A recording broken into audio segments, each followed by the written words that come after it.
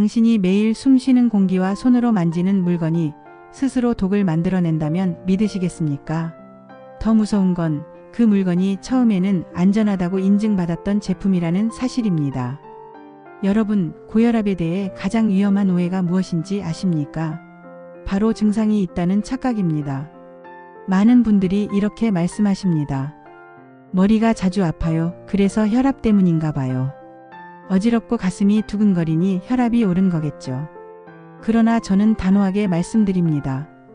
고혈압은 증상이 전혀 없습니다. 아무런 신호도 보내지 않고 조용히 그리고 오래도록 몸을 괴롭히는 병입니다. 그래서 우리는 고혈압을 침묵의 살인자라고 부릅니다.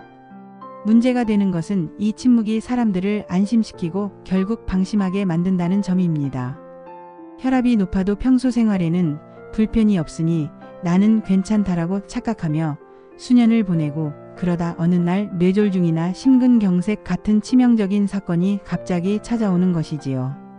더 무서운 것은 그렇게 위험한 상황이 닥치기 전까지는 본인이 고혈압 환자인지조차 모르는 경우가 많다는 사실입니다. 실제로 환자들 중 상당수는 뇌출혈이나 뇌경색으로 응급실에 실려온 뒤에야 혈압이 높았다는 사실을 처음 듣습니다. 다시 말해 혈압이 높아서 머리가 아픈 것이 아니라 머리가 아픈 원인으로 순간적으로 혈압이 올라갔을 뿐인데도 많은 사람들이 그 반대라고 착각하고 살아가는 것입니다. 이처럼 잘못된 인식은 결국 치료 시기를 놓치게 하고 합병증을 앞당기게 만듭니다. 여러분이 만약 머리가 무겁고 뒷목이 뻣뻣하다고 느낀다면 그것은 대부분 근육통이나 긴장성 두통이지 혈압 때문이 아닙니다. 또 코피가 터졌다고 해서 고혈압이라고 단정할 수도 없습니다. 코 안에 가느다란 모세혈관이 손상돼 터진 것일 뿐 혈압 수치와 직접적 연관이 없다는 사실을 반드시 기억해야 합니다. 그런데도 여전히 많은 분들이 고혈압은 뒷목을 잡고 쓰러지는 병이라는 잘못된 이미지를 가지고 있습니다. 이러한 오해가 얼마나 위험한지 아십니까?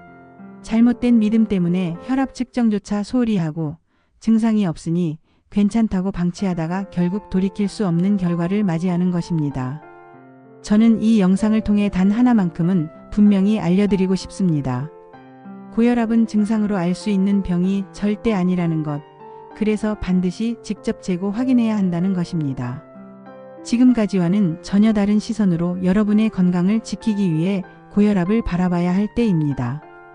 고혈압에 대해 가장 많이 듣는 말 중 하나가 바로 코피가 나면 혈압이 올라간 것이다 라는 이야기입니다. 그러나 이것은 의학적으로 전혀 맞지 않습니다. 코에서 피가 나는 이유는 코 안쪽에 분포한 가느다란 모세혈관이 약해져서 터지는 것이며 이 작은 혈관들은 혈압 수치와 무관하게 쉽게 손상될 수 있습니다. 실제로 고혈압 환자보다 건강한 젊은 층에서 잦은 코피가 더 흔하게 나타나기도 합니다.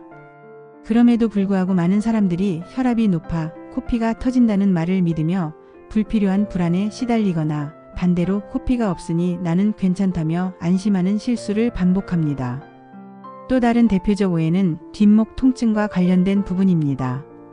드라마나 영화에서 종종 뒷목을 부여잡고 쓰러지는 장면이 나오면서 대중의 머릿속에 고혈압 뒷목 통증이라는 이미지가 굳어졌습니다. 하지만 실제로는 뒷목이 아픈 원인의 대부분이 근육통, 긴장, 잘못된 자세로 인한 경추 부위의 부담입니다. 직립보행을 하는 인간은 평생 무거운 머리를 목이 지탱하고 있기 때문에 목 주변 근육에 큰 부담이 가고 그로 인해 뻐근하거나 당기는 통증이 흔하게 발생합니다. 이러한 근육성 통증은 혈압과 직접적 연관이 없습니다. 그렇지만 사람들은 여전히 뒷목이 아프면 혈압을 먼저 의심하고 혈압을 재서 수치가 조금 높으면 역시 고혈압 때문이구나라고 단정해 버립니다. 그러나 사실은 반대입니다. 뒷목이 아파서 불편하고 긴장되다 보니 순간적으로 교감신경이 활성화되고 그 결과 혈압이 일시적으로 올라간 것이지 혈압이 높아서 뒷목이 아픈 것이 아닙니다. 이처럼 원인과 결과를 거꾸로 해석하는 잘못된 습관이 고혈압 관리에 가장 큰 걸림돌이 되고 있습니다. 또 한 가지 중요한 부분은 병원에서 재는 혈압이 항상 정확하다고 믿는 태도입니다. 과거에는 의사가 청진기를 대고 수은혈압계로 측정하는 것이 표준처럼 여겨졌습니다. 그러나 지금은 전자식 자동혈압계가 기술적으로 훨씬 정교해졌고 오히려 병원 환경에서는 긴장과 스트레스 때문에 베개의 효과라고 불리는 일시적 혈압 상승이 흔히 나타납니다. 즉 병원에서 높게 나온 혈압은 그 사람의 평소 혈압이 아닐 가능성이 크다는 뜻입니다. 그럼에도 불구하고 많은 분들이 병원에서 한번 측정된 수치를 절대적 기준으로 믿고 그날 기분이나 상황에 따라 혈압약을 조절하려는 위험한 행동을 하기도 합니다. 이런 잘못된 믿음은 고혈압 치료를 더욱 어렵게 만듭니다. 따라서 우리는 반드시 인식해야 합니다. 코피, 뒷목 통증, 병원 혈압 같은 흔한 믿음들은 고혈압과 직접적인 연관이 없으며 오히려 올바른 진단과 치료를 방해할 수 있습니다. 지금 필요한 것은 증상에 의존하는 것이 아니라 정확한 방법으로 혈압을 재고 기록하는 습관입니다. 그래야만 진짜 고혈압을 놓치지 않고 불필요한 불안이나 방심도 피할 수 있습니다. 그렇다면 왜 고혈압은 그렇게 오랫동안 아무런 증상을 드러내지 않을까요? 사실 우리 몸은 놀라울 정도로 적응력이 뛰어난 존재입니다. 혈압이 천천히 오르는 경우 혈관은 처음에는 부담을 느끼지만 곧 스스로를 두껍게 만들고 내부 탄력을 변화시켜 새로운 압력에 적응해 버립니다. 다시 말해 혈관벽이 손상되고 약해지고 있음에도 불구하고 우리는 전혀 아픔이나 불편을 느끼지 못합니다. 이 과정이 바로 고혈압이 무증상인 가장 큰 이유입니다. 하지만 겉으로 증상이 없다고 해서 안전한 것은 아닙니다. 높은 압력이 지속되면 혈관 내피가 계속해서 손상을 받고 작은 균열들이 쌓이며 결국 동맥경화로 발전합니다. 혈관이 점점 굳어지고 좁아지면 혈액이 충분히 흐르지 못해 중요한 장기에 산소와 영양이 제대로 공급되지 않게 됩니다. 이때도 여전히 환자는 특별한 신호를 느끼지 못합니다. 그러다 어느 순간 좁아진 혈관이 막히거나 약해진 벽이 터지면서 심각한 사건이 터지는 것이지요. 심근경색, 뇌졸중, 심부전 같은 치명적 질환은 바로 이런 과정의 끝에서 나타납니다. 더 무서운 점은 혈압이 높아진 상태에 오래 노출될수록 혈관 자체뿐 아니라 심장, 신장, 눈, 뇌와 같은 주요 장기 전체가 광범위하게 손상을 입는다는 사실입니다. 심장은 늘 강한 압력에 시달리며 두꺼워지고 결국에는 기능이 떨어집니다. 신장은 작은 혈관 덩어리로 구성되어 있는데 고혈압에 장기간 노출되면 사구체가 파괴되며 노폐물을 제대로 걸러내지 못해 만성신부전으로 이어질 수 있습니다. 눈의 망막혈관 역시 예외가 아닙니다. 시력이 떨어지고 결국에는 실명 위험까지도 초래될 수 있습니다. 뇌는 특히 더 취약합니다. 물과 비슷한 성질을 가진 조직이기에 압력에 약하고 작은 혈관이 터지거나 막히는 순간 곧바로 치명적 손상으로 연결됩니다. 이렇게 다양한 장기에서 서서히 진행되는 변화들이 쌓여도 환자는 오랫동안 특별한 이상을 느끼지 못합니다. 그래서 사람들은 여전히 나는 증상이 없으니 괜찮다라고 착각하게 되는 것이고 이 방심이 가장 큰 문제를 만듭니다. 의학적으로 볼 때 고혈압은 단순히 혈압 수치가 높다는 의미가 아니라 우리 몸 전체의 장기에 오랜 기간 동안 압력을 가하고 손상을 누적시키는 상태입니다. 그래서 무섭고 그래서 반드시 관리해야 하는 질환인 것입니다. 여러분이 지금 당장 특별히 아프지 않다고 해서 안심해서는 절대 안 됩니다. 눈에 보이지 않는 침묵 속에서 이미 혈관과 장기는 상처를 입고 있을 수 있습니다. 이 사실을 아는 순간부터는 고혈압을 절대로 가볍게 여기면 안 된다는 점을 분명히 이해해야 합니다. 고혈압이 수많은 합병증을 일으키지만 그 중에서도 가장 치명적인 영향을 받는 장기는 단연 뇌입니다. 뇌는 우리 몸의 사령탑이자 모든 기능을 조율하는 기관이지만 구조적으로는 의외로 매우 연약합니다. 무게의 대부분이 물과 유사한 성분으로 이루어져 있어 탄력과 지지력이 부족하고 작은 혈관들이 촘촘히 얽혀 있는 상태입니다. 이 때문에 혈압이 조금만 높아져도 그 압력이 고스란히 뇌혈관에 전달되어 손상을 일으킬 수 있습니다. 문제는 이런 손상이 눈에 보이지 않게 오랫동안 누적된다는 점입니다. 혈압이 계속 높게 유지되면 뇌혈관의 벽은 두꺼워지고 점점 좁아지며 결국 혈액 공급이 원활하지 못해 뇌세포가 필요한 산소와 영양을 충분히 받지 못하게 됩니다. 그 결과 기억력 저하, 집중력 감소 같은 초기 증상이 나타날 수 있는데 많은 분들이 이를 단순한 노화로 착각하고 지나치곤 합니다. 그러나 실제로는 고혈압이 오랜 시간 동안 뇌를 갉아먹고 있는 과정일 수 있습니다. 더 심각한 문제는 갑작스럽게 찾아오는 뇌졸중입니다. 좁아진 혈관이 결국 막히면 뇌경색이, 약해진 혈관이 터지면 뇌출혈이 발생합니다. 이런 사건은 단 몇 분 만에 생명을 위협하거나 심각한 장애를 남기게 됩니다.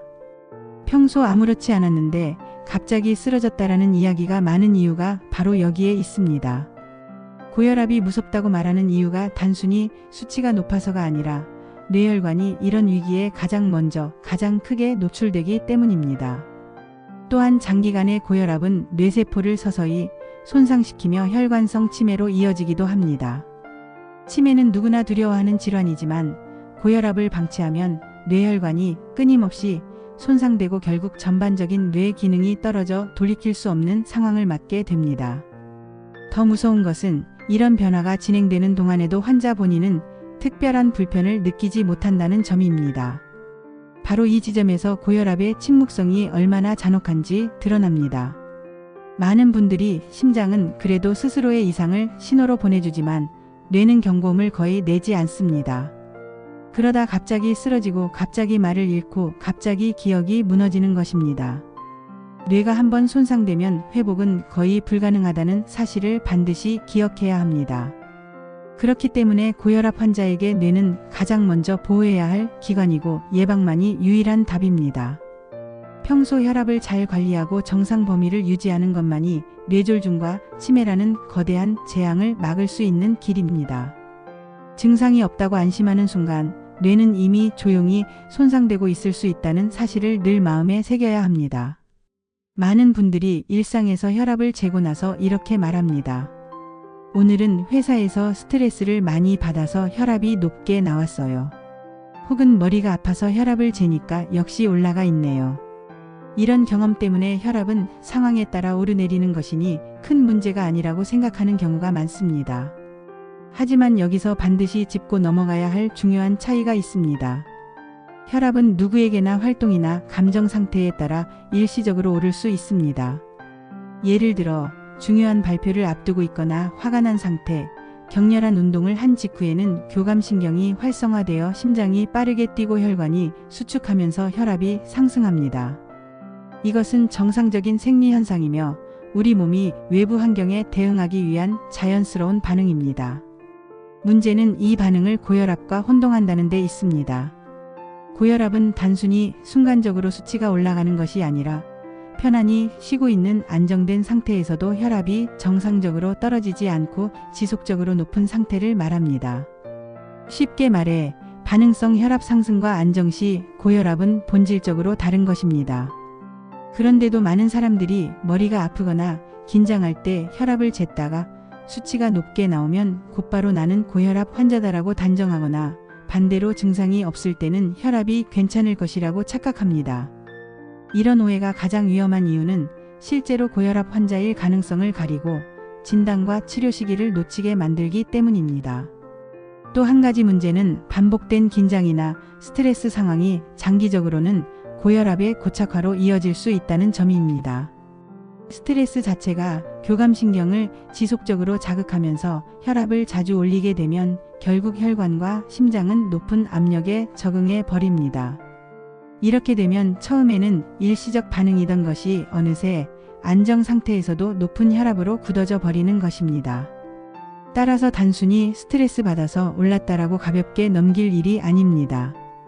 이 과정을 이해하지 못하면 중요한 경고 신호를 놓칠 수 있습니다. 특히 문제는 우리가 혈압을 측정하는 대부분의 순간이 몸이 불편하거나 걱정될 때라는 것입니다. 머리가 무겁거나 불안해서 재는 경우가 많기 때문에 수치가 높게 나오는 것은 당연합니다. 그러나 그때의 수치만으로 자신의 혈압 상태를 판단하는 것은 매우 위험합니다. 오히려 중요한 것은 평소 특별한 증상이 없고 긴장하지 않은 상태에서 반복적으로 측정한 기록입니다. 그것이 진짜 자신의 혈압을 보여주기 때문입니다. 일시적인 수치와 지속적인 고혈압을 구분하지 못하면 필요하지 않은 걱정에 시달리거나 반대로 방심하다가 치명적인 합병증을 맞게 됩니다.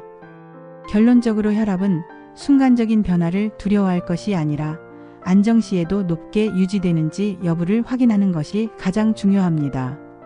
이것이 바로 생활 속에서 우리가 가장 흔히 빠지는 착각이며 반드시 바로잡아야 할 핵심 진실입니다. 고혈압을 제대로 관리하기 위해 가장 중요한 출발점은 바로 집에서 스스로 혈압을 재는 습관입니다. 많은 분들이 여전히 병원에 가서 의사가 청진기를 대고 수은 혈압계로 재는 것이 가장 정확하다고 믿습니다. 그러나 시대가 변했고 기술도 발전했습니다. 지금은 가정용 전자식 자동 혈압계, 특히 팔뚝에 착용하는 상완형 혈압계가 가장 신뢰할 수 있는 방법으로 인정받고 있습니다. 가격도 생각보다 부담스럽지 않습니다. 약 5만 원 정도면 충분히 정확한 제품을 구입할 수 있습니다. 그런데도 여전히 집에서는 혈압을 재지 않고 병원에 갈 때마다 한두 번 측정한 수치만으로 자신의 상태를 판단하는 경우가 많습니다. 이것은 매우 위험한 태도입니다. 병원에서는 긴장과 불안 때문에 일시적으로 혈압이 높게 나오는 경우가 많습니다. 이를 백의 효과라고 부르는데 의사 앞에서 긴장하면 교감신경이 자극되고 심장이 빨리 뛰면서 혈압이 올라가는 현상입니다. 그래서 병원에서 측정한 혈압은 평소 자신의 평균 혈압을 제대로 반영하지 못합니다. 반대로 어떤 사람은 병원에서만 정상이 나오고 집에서는 꾸준히 높은 수치가 기록되기도 합니다. 이런 경우를 가면 고혈압이라고 하는데 겉으로는 문제가 없는 것처럼 보여도 실제로는 혈관과 장기가 계속 손상되고 있는 상태입니다. 이런 특수한 경우까지 잡아내려면 집에서 반복적으로 재는 것 외에는 방법이 없습니다. 그렇기 때문에 세계 여러 나라의 진료 지침에서도 병원 혈압보다 가정 혈압을 더욱 중요하게 취급하고 있습니다. 집에서 일정한 시간 안정된 상태에서 꾸준히 혈압을 기록하면 하루 중 변화를 비교할 수 있고 본인의 생활 습관과 혈압의 상관관계도 확인할 수 있습니다. 예를 들어 짠 음식을 먹은 다음 날이나 스트레스를 크게 받은 날에 수치가 어떻게 달라지는지 직접 눈으로 확인할 수 있습니다. 이런 과정은 단순히 수치를 기록하는 것을 넘어 환자 스스로 건강관리에 대한 주도권을 가지게 만듭니다. 무엇보다 중요한 것은 가정혈압을 통해 진짜 자신의 상태를 객관적으로 볼 수 있다는 점입니다. 병원에 가서 재는 수치는 참고자료일 뿐 고혈압 진단과 치료 여부를 판단하기에는 충분하지 않습니다. 결국 환자 본인이 집에서 얼마나 성실하게 혈압을 재고 기록하는지가 고혈압 관리의 성패를 좌우합니다. 나는 증상이 없으니 괜찮다라는 말은 결코 안전하지 않습니다. 매일 2분 혈압계를 잡는 습관이야말로 뇌와 심장을 지키는 가장 확실한 보험입니다. 집에서 스스로 재는 혈압이야말로 가장 정확하고 가장 의미 있는 정보라는 사실을 반드시 기억하시기 바랍니다. 집에서 혈압을 재는 것이 중요하다는 사실을 알았다면 이제는 어떻게 정확하게 측정할 수 있는지가 관건입니다. 단순히 버튼을 눌러 수치만 보는 것으로 끝난다면 오차가 커지고 그 결과 불필요한 걱정을 하거나 반대로 방심하게 될 수 있습니다. 올바른 혈압 측정에는 몇 가지 기본 원칙이 있습니다. 첫째, 혈압을 재기 전에 반드시 최소 10분 이상은 편안히 앉아 안정해야 합니다. 방금 운동을 했거나 식사를 막 끝냈거나 커피와 같은 카페인을 섭취한 직후라면 혈압은 일시적으로 높게 나올 수 있습니다. 이런 상태에서 측정한 값은 실제 혈압을 반영하지 못하기 때문에 반드시 충분한 휴식 후에 측정해야 합니다. 둘째, 측정할 때는 팔과 심장의 높이를 동일하게 맞추는 것이 중요합니다. 혈압은 압력의 개념이기 때문에 팔이 심장보다 낮으면 높게, 반대로 높으면 낮게 측정됩니다. 그래서 항상 식탁이나 책상 위에 팔을 올려두고 혈압계 커프를 심장 높이에 맞추는 것이 올바른 자세입니다. 셋째, 측정은 한 번으로 끝내지 말고 최소 2회 이상 반복해야 합니다. 첫 번째 측정은 긴장이나 작은 움직임 때문에 수치가 다소 흔들릴 수 있습니다. 따라서 첫 번째 수치를 기록하지 말고 지운 뒤 2분 정도 휴식을 취한 후 두 번째로 잰 값을 기록하는 것이 좋습니다. 필요하다면 세 번째 측정까지 진행하고 평균을 내는 것도 방법입니다.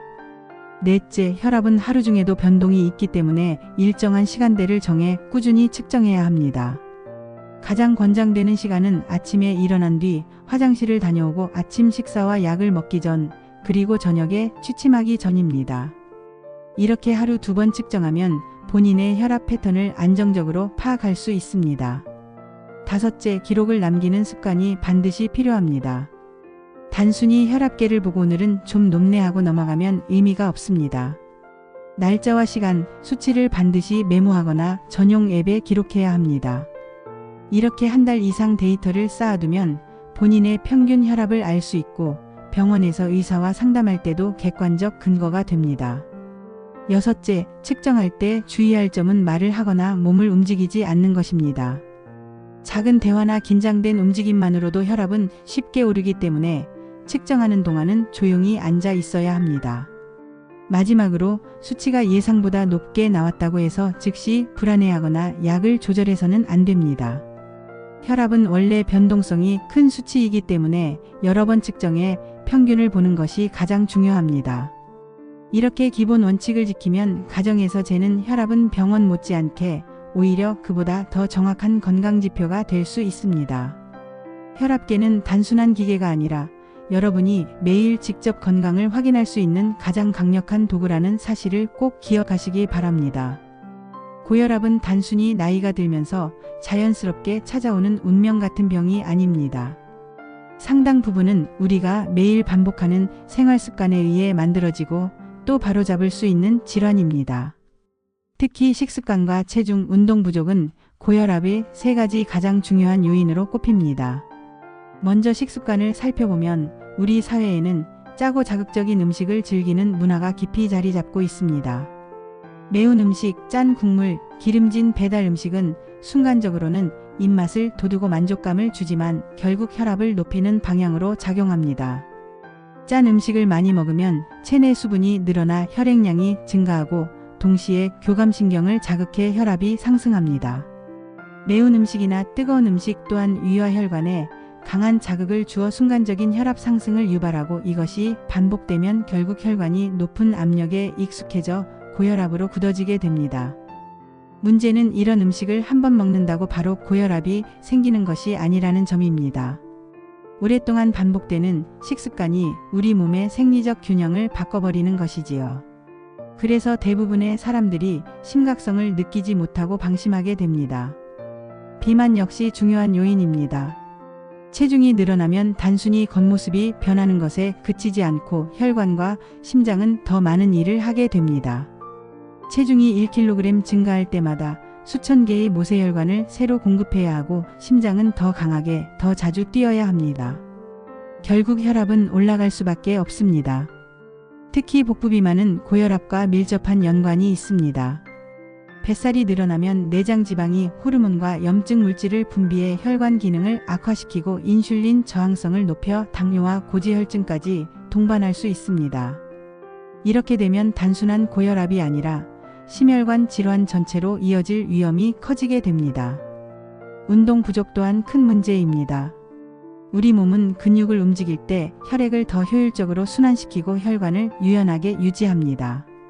하지만 현대인의 생활은 오래 앉아있는 시간이 많고 걷는 시간은 줄어들었습니다. 활동량이 줄면 혈관은 점점 경직되고 혈압은 조금씩 오르게 됩니다. 다행스러운 점은 이러한 생활습관 요인을 교정하면 고혈압을 충분히 개선할 수 있다는 사실입니다. 실제 연구에서도 체중을 5에서 10%만 줄여도 혈압이 의미 있게 떨어지고 염분 섭취를 줄이면 몇 주 만에도 혈압이 낮아지는 결과가 나타납니다. 매일 30분 정도의 가벼운 운동, 예를 들어 걷기만 해도 혈관은 다시 유연성을 회복하고 혈압 조절력이 강화됩니다. 중요한 것은 완벽하게 지키려 하기보다 조금씩 지속적으로 바꾸는 습관입니다. 예를 들어 국물 음식을 먹을 때 건더기 위주로 먹고 국물은 남기는 습관, 엘리베이터 대신 계단을 오르는 습관, 잠들기 전 10분 스트레칭을 하는 습관 같은 작은 변화가 쌓이면 혈압은 점차 안정적으로 조절됩니다. 결국 고혈압 관리에서 생활습관 교정은 약만큼이나 중요한 축입니다.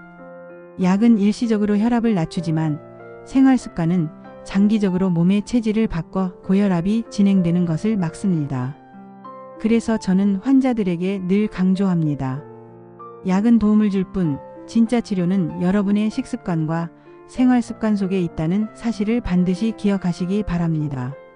생활습관 교정만으로도 혈압을 조절할 수 있는 경우가 많지만 일정 수준 이상으로 혈압이 오랫동안 높게 유지된다면 약물 치료가 필요합니다.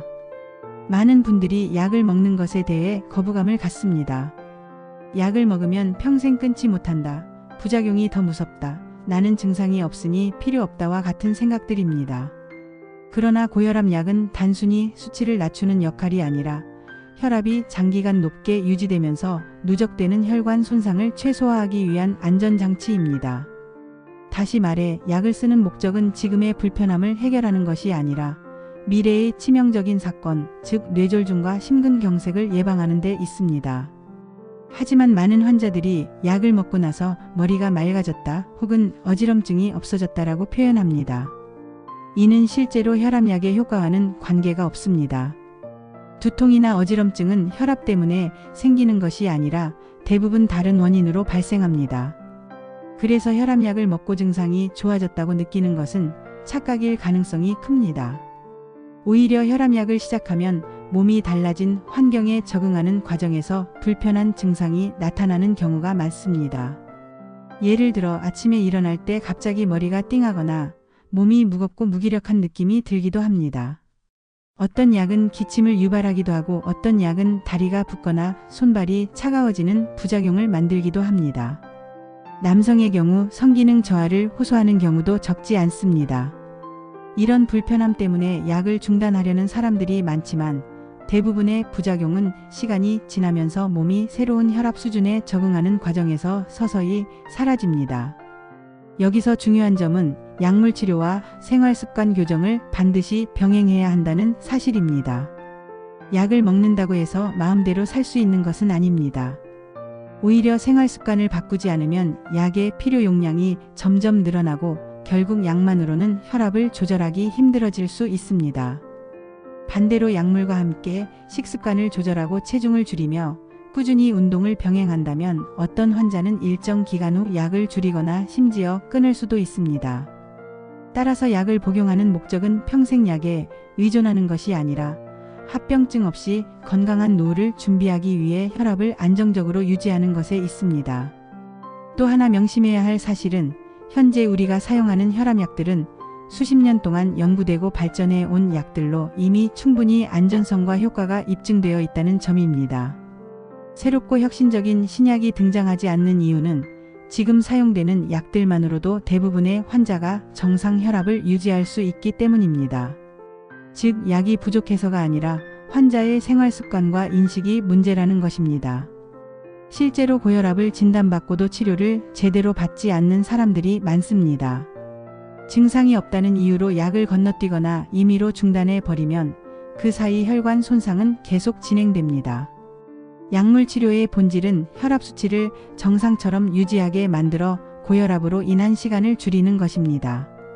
높은 혈압 자체가 문제라기보다 그 상태가 오랫동안 지속되면서 혈관과 장기가 손상되는 것이 진짜 문제이기 때문입니다. 결국 고혈압 치료에서 약은 선택이 아니라 필요에 따라 반드시 써야 하는 도구입니다. 그러나 약만으로는 충분하지 않고 생활습관 교정과 함께 할 때 비로소 최고의 효과를 발휘합니다. 약을 시작했다고 해서 끝없는 의존이 되는 것이 아니라 그 과정에서 내 몸이 회복력을 얻고 더 나은 상태를 유지할 수 있도록 기회를 주는 것이라고 이해해야 합니다. 불편한 부작용은 있을 수 있지만 대부분 적응을 통해 사라지고 남는 것은 정상 혈압에서 오는 장기 보호 효과입니다. 그러니 약에 대해 두려움이나 오해를 갖기보다 장기적인 시각에서 건강한 미래를 위한 보험이라고 생각하시길 바랍니다. 여러분, 지금까지 고혈압에 대해 여러 가지 오해와 진실을 말씀드렸습니다. 제가 반복해서 강조한 핵심은 단 하나입니다. 고혈압은 증상이 없다는 것입니다. 머리가 아프거나 뒷목이 뻣뻣하거나 코피가 난다고 해서 그것이 곧 고혈압의 신호는 아닙니다. 반대로 아무런 증상이 없더라도 여러분은 이미 오랜 기간 높은 혈압에 노출되어 있을 수 있습니다. 그리고 이 침묵이야말로 고혈압을 가장 무섭게 만드는 본질입니다.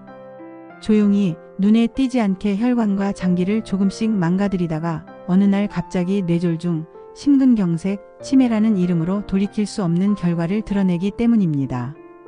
그래서 여러분이 지금 당장 해야 할 일은 단순합니다.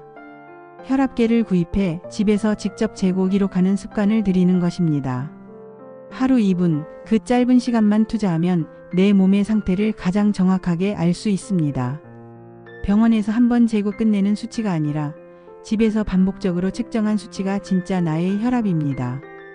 그 기록을 통해 자신의 생활 습관과 혈압이 어떻게 연결되는지도 확인할 수 있고 의사와 상담할 때도 훨씬 정확한 치료 계획을 세울 수 있습니다. 여기에 더해 생활 습관의 교정은 반드시 함께 해야 합니다. 짜고 매운 음식, 잦은 배달 음식, 늘어가는 체중, 줄어드는 운동량은 고혈압을 불러오는 가장 확실한 길입니다. 하지만 반대로 생각해 보십시오. 조금씩 습관을 바꾸면 혈압은 반드시 변합니다. 국물을 남기고 하루 30분이라도 걷고 체중을 5%만 줄이는 것만으로도 혈압은 안정될 수 있습니다. 약을 써야 하는 단계에 오르지 않게 하거나 이미 약을 먹고 있다면 그 양을 줄이고 건강한 상태를 오래 유지할 수 있는 가장 확실한 방법이 바로 생활습관 교정입니다. 약물은 보조일 뿐이고 진짜 치료는 여러분의 일상 속 선택에서 이루어집니다. 마지막으로 꼭 드리고 싶은 말은 고혈압 관리의 목적은 단순히 혈압 숫자를 낮추는 데 있지 않다는 점입니다. 진짜 목표는 내 인생에서 혈압이 높게 유지된 기간을 줄이는 것입니다. 그래야 혈관 손상이 누적되지 않고 뇌와 심장이 건강하게 버틸 수 있습니다. 혈압을 낮추는 것은 순간의 수치 놀이가 아니라 긴 인생에서 합병증을 예방하고 삶의 질을 지켜내는 과정입니다. 오늘부터라도 집에서 혈압계를 잡으시고 자신의 기록을 꾸준히 남겨보십시오. 지금까지 방치해 왔다면 이제라도 시작하는 것이 늦지 않습니다. 그리고 이 사실을 혼자만 알지 말고 가족과 이웃에게도 알려주십시오. 부모님, 배우자, 친구에게 고혈압은 증상이 없으니 반드시 집에서 혈압을 재야 한다라는 사실을 공유해 주시는 것이야말로 가장 큰 선물이 될 것입니다. 여러분의 작은 실천이 뇌졸중과 치매를 막고 건강한 노후를 지켜줍니다. 증상이 없으니 괜찮다는 착각은 이제 그만 내려놓으십시오. 고혈압은 조용히 다가와 치명적으로 삶을 무너뜨리지만 반대로 꾸준히 관리한다면 여러분은 평생 건강하게 살아갈 수 있습니다. 지금 이 순간부터 여러분의 혈관과 뇌를 지키는 습관을 시작해 보시길 바랍니다. 그리고 이 영상을 꼭 주변 분들과 나누어 주십시오. 누군가에게는 바로 오늘 이 정보가 생명을 살릴 수도 있습니다. 오늘 준비한 영상은 여기까지입니다. 영상이 도움이 되셨다면 구독과 좋아요 부탁드리겠습니다. 다음 영상에서는 더욱 유익한 영상으로 찾아뵙겠습니다. 감사합니다.